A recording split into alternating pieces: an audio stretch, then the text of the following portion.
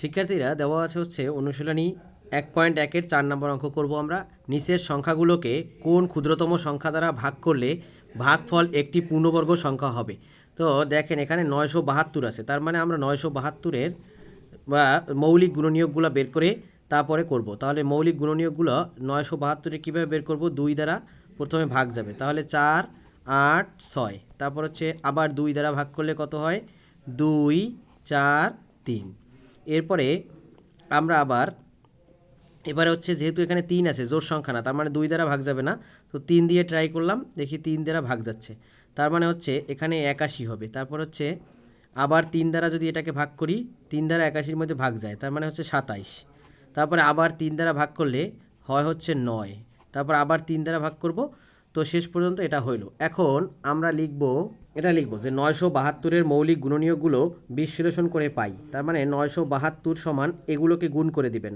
2 গুণন 2 গুণন 3, কয়টা 3 আছে? 1 2 3 4 5, 5টা 3 আছে, তার মানে 5টা 3 আমরা গুণ করে দিলাম। দেওয়ার পরে এখন হচ্ছে আপনারা পরের লাইনে আবার এটা লিখবেন। লেখার পরে তারপর হচ্ছে আমরা এখন জোড়া করে দেব। দেখেন জোড়া জোড়া হইলে তখন তো সবগুলো যদি জোড়া হইতো তাহলে আমরা কিন্তু বলে দিতে পারতাম যেহেতু যে এটা হচ্ছে মৌলিক, মানে এটা হচ্ছে কি পূর্ণবর্গ সংখ্যা, কিন্তু 972 পূর্ণবর্গ সংখ্যা না। এর জন্য দেখেন একটা এই 3 এক্সট্রা থেকে যায়। এখন এই 3 যদি এক্সট্রা থাকে তাহলে এটাকে যদি ভ্যানিশ করতে হয় তাহলে আমরা 3 দ্বারা ভাগ করতে হবে আমাদেরকে। তাহলে এখানে লিখবেন জোড়া করে। এখন লিখবেন যে জোড়াবিহীন সংখ্যা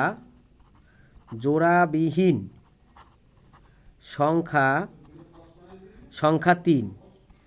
অতএব সুতরাং 972কে 3 দ্বারা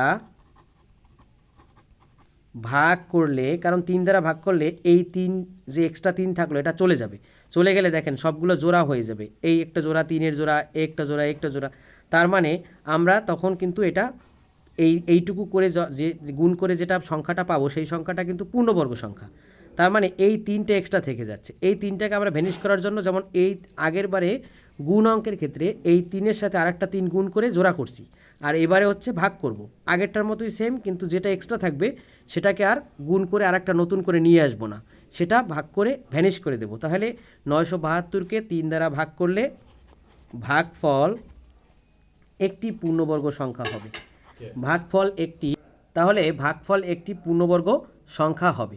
এই উত্তর নির্ণেয় ক্ষুদ্রতম সংখ্যাটি, বলছে না কোন ক্ষুদ্রতম সংখ্যা, তার মানে নির্ণেয় ক্ষুদ্রতম সংখ্যাটি কত? 3।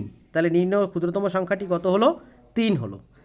এইরকম সবগুলোর অঙ্কের তারপর খ গ এগুলোর অঙ্কেরও একই সমাধান হবে, জাস্ট এভাবে করে দিলেই হয়ে যাবে।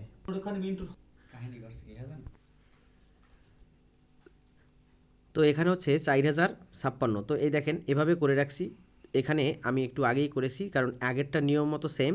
তো এখানে 2 দ্বারা যাবে, তারপর হচ্ছে 2 দ্বারা ভাগ যাবে, 2 দ্বারা ভাগ যাবে, তারপর 3 দ্বারা ভাগ যাবে। এরপরে দেখেন 1 6 9, এটা 3 দ্বারা ভাগ যায় না। তারপর আমাদের কিন্তু মৌলিক সংখ্যাগুলো দেখতে হবে। 3-এর পরে মৌলিক সংখ্যা 5, 5 দ্বারা যায় না। তারপর 7 দ্বারা যায় না। তারপর হচ্ছে 11 দ্বারা যায় না। হ্যাঁ, এরকম করতে করতে আপনারা 13 মৌলিক সংখ্যা, 13 দ্বারা দেখেন 13 13 169। আপনারা দেখবেন বইয়ের মধ্যে 1 থেকে 20 পর্যন্ত এই যে পূর্ণবর্গ সংখ্যাগুলো দেওয়া আছে। তো এরপর হচ্ছে আমরা এখন এই মৌলিক গুণনীয়কগুলো বিশ্লেষণ করে পাই। তাহলে 3 13 13। দেখেন এরপর হচ্ছে আমরা এটাকে লিখে দিলাম 2 গুণ 2 গুণ 3 গুণন 13। এখন এই যে 13-এর জোড়া করলাম, 2-এর জোড়া করলাম, এখন বাকি আছে কি? 2 আর 3। দেখেন এর কোনো জোড়া নাই, এরা নিঃসঙ্গ হয়ে বসে আছে। তার মানে এদের যেহেতু জোড়া নাই, এখানে আপনি সাইড নোট দিবেন জোড়া করে। আপনি এখানে জোড়া করছেন যেহেতু, এখন লিখবেন যে এখানে জোড়াবিহীন সংখ্যা হচ্ছে 2 ও 3। তো 2 আর 3 এই দুইটাকে গুণ করবেন, গুণ করলে যত হবে 2 গুণ 3 কত? 6। এই 6 দ্বারা যদি আপনি এটাকে ভাগ করেন, কারণ কি এই ভাগ করলেই তো এই 3 দুগুণে কত? 6, এই 6 ভ্যানিশ হয়ে যাবে, তখন শুধু এই জোড়া থাকবে আর এই জোড়া থাকবে। তার মানে আমরা তখন কিন্তু এই দুইটা জোড়া পাওয়া মানেই হচ্ছে এইখান থেকে যে সংখ্যাটা পাবো সেই সংখ্যাটা হচ্ছে পূর্ণবর্গ সংখ্যা। তার মানে এই যে 2 গুণ 3 ইকুয়াল টু কত? 6 দ্বারা সংখ্যাটিকে তো দেখেন এখানে লিখে রাখছি যে 6 দ্বারা সংখ্যাটিকে ভাগ করলে ভাগফল একটি পূর্ণবর্গ সংখ্যা হবে, অর্থাৎ নির্ণেয় ক্ষুদ্রতম সংখ্যা কত? 6। তাহলে ক্ষুদ্রতম সংখ্যাটি হচ্ছে 6। এই 6 দ্বারা যদি আপনি এই সংখ্যাটাকে ভাগ করেন তাহলে যে সংখ্যাটি পাওয়া যাবে সেটি হচ্ছে পূর্ণবর্গ সংখ্যা। হয়ে গেল। এর পরের অঙ্কটি আমরা দেখব। তো শিক্ষার্থীরা এখানে গ নাম্বার যেটা হচ্ছে 21952, এটা হচ্ছে 21952। দেখেন এখানে আমরা কিন্তু একদম সুন্দর করে লিখে দিয়েছি যে আমরা মৌলিক গুণনীয়কগুলো বের করেছি। 2 দ্বারা প্রথম ভাগ করেছি, তারপর আবার 2, আবার 2, আবার 2, ওই আগের নিয়মে। তারপর হচ্ছে 7 দ্বারা ভাগ গেছে, তারপর হচ্ছে 7 দ্বারা। এগুলো কিন্তু সব মৌলিক সংখ্যা দেখেন। তো এগুলো আমরা বিশ্লেষণ করে পাই, একইভাবে লিখেছি। তো এরপরে হচ্ছে এটাকে জোড়া করলাম, জোড়া করার পরে একটা সংখ্যা এক্সট্রা থাকে, সেটা হলো 7। তাহলে এই 7কে ভ্যানিশ করার জন্য আমরা 7 দ্বারা ভাগ করব। তার মানে এখানে 7 সংখ্যাটি হচ্ছে জোড়াবিহীন। হ্যাঁ, তো 21,952 সংখ্যাটিকে 7 দ্বারা যদি ভাগ করি, ভাগ করলে ভাগফল একটি পূর্ণবর্গ সংখ্যা হবে। অতএব নির্ণেয় ক্ষুদ্রতম সংখ্যা কত? 7। এটাই উত্তর কিন্তু। এই তো এখন হচ্ছে আমরা কিন্তু এই ভাগের অঙ্কগুলো সব শেষ করলাম। এরপরে হচ্ছে আমাদের 5 এবং 6 নম্বর অঙ্ক আছে। হ্যাঁ, ওটা আমরা করে এই চ্যাপ্টারটা শেষ করব, তারপরে পরবর্তী চ্যাপ্টারে যাব।